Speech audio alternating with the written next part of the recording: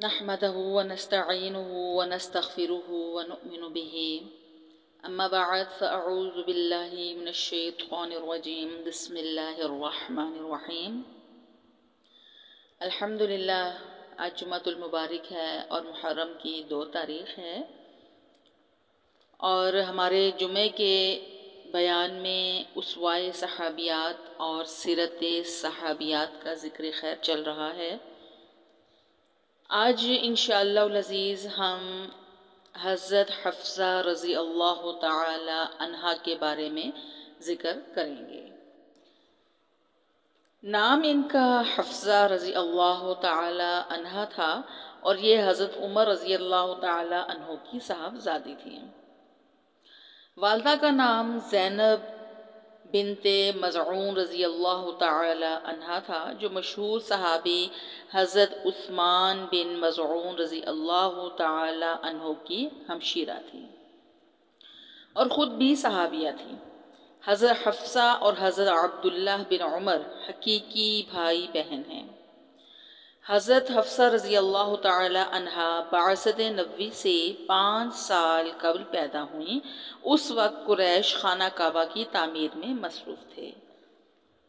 ان کا پہلا نکاح خنیس بن حذیفہ سے ہوا، جو خاندان بنو سہم سے تھے۔ ماں باپ اور شوہر کے ساتھ مسلمان ہوئیں۔ شوہر کے ساتھ مدینہ کو ہجرت کی، اور غزوہ بدر میں حضرت خنیس رضی اللہ تعالی عنہ نے زخم کھائے اور واپس آ کر انہی زخموں کی وجہ سے شہادت پائی۔ عدت کے بعد حضرت عمر رضی اللہ تعالی عنہ کو حضرت حفصہ رضی اللہ تعالی عنہا کے نکاح کی فکر ہوئی۔ اسی زمانے میں حضرت رقیہ رضی اللہ تعالی عنہا کا انتقال ہو چکا تھا۔ اس بنا پر حضرت عمر سب سے پہلے حضرت عثمان رضی اللہ تعالی عنہ سے ملے اور ان سے حضرت حفصہ کے نکاح کی خواہش کی۔ انہوں نے کہا، میں اس پر غور کروں گا۔ چند دنوں کے بعد ملاقات ہوئی تو صاف انکار کیا۔ حضرت عمر نے مایوس ہو کر حضرت ابو بکر صدیق رضی اللہ تعالی عنہ سے ذکر کیا تو انہوں نے بھی خاموشی اختیار کی۔ حضرت عمر کو ان کی اس خاموشی سے بہت دکھ ہوا۔ اس کے بعد خود رسالت مآب صلی اللہ علیہ وآلہ وسلم نے حضرت حفصہ رضی اللہ تعالی عنہا سے نکاح کی خواہش کا اظہار کیا تو نکاح ہو گیا۔ تو حضرت بکر صدیق اور حضرت عمر سے ملے اور کہا کہ جب تم نے مجھ سے حفصہ کے نکاح کی خواہش کی اور میں خاموش رہا تو تم کو ناگوار گزرا، لیکن میں نے اسی بنا پر کچھ جواب نہیں دیا کہ رسول اللہ صلی اللہ علیہ وآلہ وسلم نے ان کا ذکر کیا تھا اور میں ان کا راز فاش نہیں کرنا چاہتا تھا۔ اگر رسول اللہ صلی اللہ علیہ وآلہ وسلم کا ان سے نکاح کا ارادہ نہ ہوتا تو میں اس کے لیے آمادہ تھا۔ حضرت حفصہ رضی اللہ تعالی عنہ نے شعبان سن 45 ہجری میں مدینہ میں انتقال کیا۔ یہ امیر معاویہ رضی اللہ تعالی عنہ کی خلافت کا زمانہ تھا۔ مروان نے، جو اس وقت مدینہ کا گورنر تھا، نماز جنازہ پڑھائی اور کچھ دور تک جنازے کو کندھا دیا۔ اس کے بعد حضرت ابو ہریرہ رضی اللہ تعالی عنہ جنازے کو قبر تک لے گئے۔ ان کے بھائی حضرت عبداللہ بن عمر اور ان کے لڑکوں عاصم، سالم، عبداللہ اور حمزہ نے قبر میں اتارا۔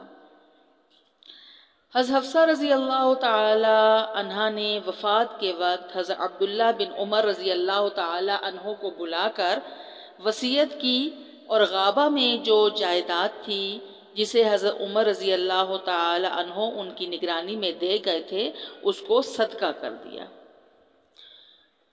اولاد کے ذکر میں کوئی اولاد انہوں نے نہیں چھوڑی، جبکہ ان کے اخلاق کے متعلق ابن سعد کا یہ بیان ہے کہ وہ صائم النہار اور قائم اللیل تھی، اور انتقال کے وقت بھی وہ صائم ہی تھی۔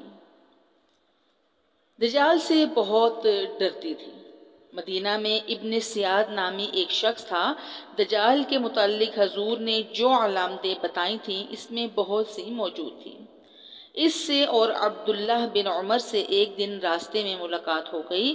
انہوں نے اس کو بہت سخت سست کہا۔ اس پر وہ اس قدر پھولا کہ راستہ بند ہو گیا۔ ابن عمر نے اس کو مارنا شروع کیا۔ حضرت حفصہ رضی اللہ تعالی عنہ کو خبر ہوئی تو بولی تم کو اس سے کیا غرض؟ تمہیں معلوم نہیں کہ حضرت صلی اللہ علیہ وسلم نے فرمایا کہ دجال کے خروج کا محرک اس کا غصہ ہوگا۔ حضرت حفصہ رضی اللہ تعالی عنہ کی مزاج میں ذرا تیزی تھی، حضور سے کبھی کبھی دو بدو گفتگو بھی کرتی تھی اور برابر کا جواب بھی دیتی تھی۔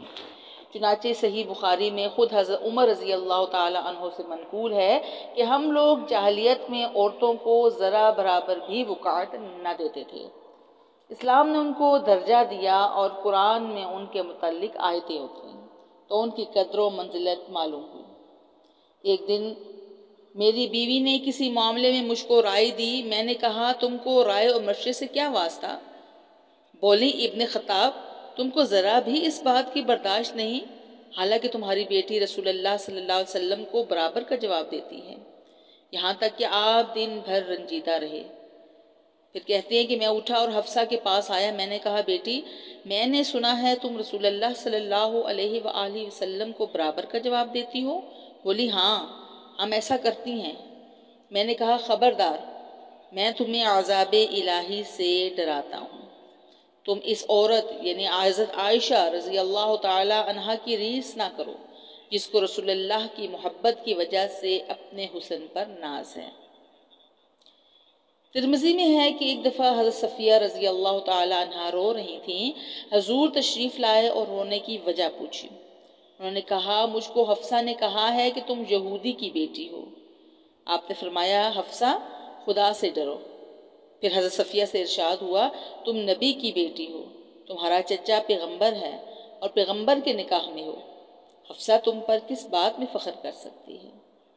ایک بار حضرت عائشہ رضی اللہ تعالی عنہ اور حضرت حفصہ رضی اللہ تعالی عنہ نے حضرت صفیہ رضی اللہ تعالی عنہ سے کہا کہ ہم رسول اللہ صلی اللہ علیہ وآلہ وسلم کے نزدیک تم سے زیادہ معزز ہیں، ہم آپ کی بیوی بھی ہیں اور چچا زاد بہن بھی۔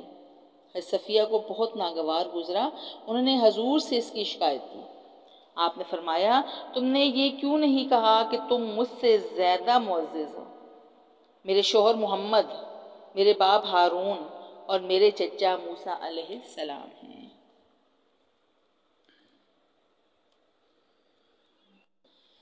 کبھی کبھی حضرت حفصہ اور حضرت عائشہ رضی اللہ تعالی عنہما میں باہم رشک اور رقابت کا اظہار بھی ہو جایا کرتا تھا۔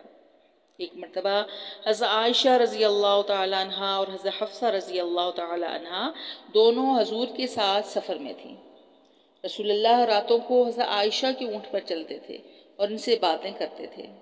ایک دن حضرت حفصہ رضی اللہ تعالی عنہا نے حضرت عائشہ سے کہا کہ آج رات کو تم میرے اونٹ پر اور میں تمہارے اونٹ پر سوار ہوں گی تاکہ مختلف مناظر دیکھنے میں آئیں۔ حضرت عائشہ رضی اللہ تعالی عنہا راضی ہو گئیں۔ حضور حضرت عائشہ کے اونٹ کے پاس آئے جس پر حضرت حفصہ سوار تھی۔ جب منزل پر پہنچے اور حضرت عائشہ نے آپ کو نہیں پایا تو اپنے پاؤں کو ایک گھاس کے درمیان لٹکا کر کہنے لگیں خدا بندہ کسی بچھو یا سانپ کو متعین کر جو مجھے ڈس جائے۔ آج چونکہ جمعۃ المبارک ہے اور جیسا کہ آپ کو معلوم ہے کہ جمعے کے دن ہم آپ کو وظائف کے متعلق بھی بیان کرتے ہیں جو کہ قرآنی اعمال میں سے ہیں۔ تو آج کا پہلا قرآنی وظیفہ ہے کہ جس شخص کو گرمی سے بخار آ جاتا ہے وہ اس آیت کو پڑھ کر دم کریں یا کوئی چینی کی پلیٹ پر لکھیں اور پھر اس کو پی جائیں تو انشاءاللہ تعالی شفا حاصل ہوگی۔ آیت ہے ان الذین اتقوا اذا مسهم طائف من الشیطان تذکروا فاذا هم مبصرون۔ دوبارہ پڑھ لیجئے ان الذین اتقوا اذا مسهم طائف من الشیطان تذکروا فاذا هم مبصرون۔ جس شخص کو بخار ہو تو اس آیت کو پڑھ کر اپنے اوپر دم کر لیں یا اس کو چینی کی پلیٹ پر لکھ کر اس کا پانی پی لیں تو انشاءاللہ تعالی شفا حاصل ہوگی۔ وظیفہ نمبر 2 ہے کہ اگر کسی کا دل بہت زیادہ دھڑکتا ہو، دل بے قابو اور بے چین ہو جاتا ہو، تو یہ آیت نہایت ہی مجرب ہے۔ اس آیت کو لکھ کر تعویذ بنا کر یا تو گلے میں لٹکا لیں جس کو پڑھنا نہ آتا ہو، اور جو قرآن پاک پڑھنے کا ماہر ہو، اس کو قرآن پاک پڑھنا آتا ہو، تو اسے چاہیے کہ اس آیت کو اپنے روزانہ کے وظائف کا حصہ بنا لے اور اس کو پڑھیں اور اس کے دم اپنے دل پر کریں، یا پھر اسے کسی پانی پر دم کر کے وہ پانی پئیں بھی اور اس پانی کو اپنے دل کے ساتھ ملیں بھی تو انشاءاللہ تعالی شفا ہوگی۔ وظیفہ ہے لِيَرْبِطَ عَلَى قُلُوبِكُمْ وَيُثَبِّتَ بِهِ الْأَقْدَامَ۔ دوبارہ پڑھیے، لِيَرْبِطَ عَلَى قُلُوبِكُمْ وَيُثَبِّتَ بِهِ الْأَقْدَامَ۔ تو یہ تھا آج کا ہمارا لیکچر نمبر 44، جس میں ہم نے حضرت حفصہ رضی اللہ تعالی عنہا بنت عمر فاروق رضی اللہ تعالی عنہ کے بارے میں پڑھا۔ اللہ رب العزت سے یہی دعا ہے کہ ہمیں امہات المومنین کے نقش قدم پر چلنے کی توفیق عطا فرمائے، اور جو آج ہم نے وظائف کو بیان کیے، اللہ تعالیٰ ان قرآنی اعمال کے صدقے، قرآنی دعاؤں کے صدقے، قرآنی آیتوں کی بینات کے صدقے ہماری تمام پریشانیاں، بیماریوں کو، تکلیفوں کو دور فرمائے، تمام جسمانی اور روحانی بیماریاں ہم سے دور فرمائے، ہمیں طاقتور مومن بنائے تاکہ خوب ہم اللہ تعالیٰ کی عبادت کر سکیں۔ اللہ رب العزت سے یہی دعا ہے کہ دین حق پہ چلنا ہمارے لیے آسان فرمائے، ہمارے تمام کی تمام پریشانیاں جو دین سے متعلق ہیں، جو دنیا سے متعلق ہیں، وہ ہم سے اللہ تعالیٰ دور فرمائے، ہمیں آسانیاں اور سکھ عطا فرمائے، آسانیاں بانٹنے کی ہمیں توفیق عطا فرمائے، ہمیں پرامن مومن بنا دے، ہم سے خیر ہی خیر اللہ تعالیٰ ہمیں دوسروں میں بانٹنے کی توفیق عطا فرمائے، دوسرے ہم سے فائدہ اٹھائیں، حضور کی امت کا احساس کرنے والا ہمیں دل نصیب فرمائے۔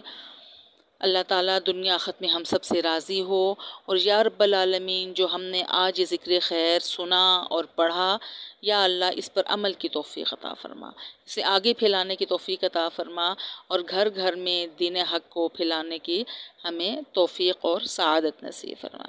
آمین یا رب العالمین۔ والسلام علیکم ورحمۃ اللہ وبرکاتہ۔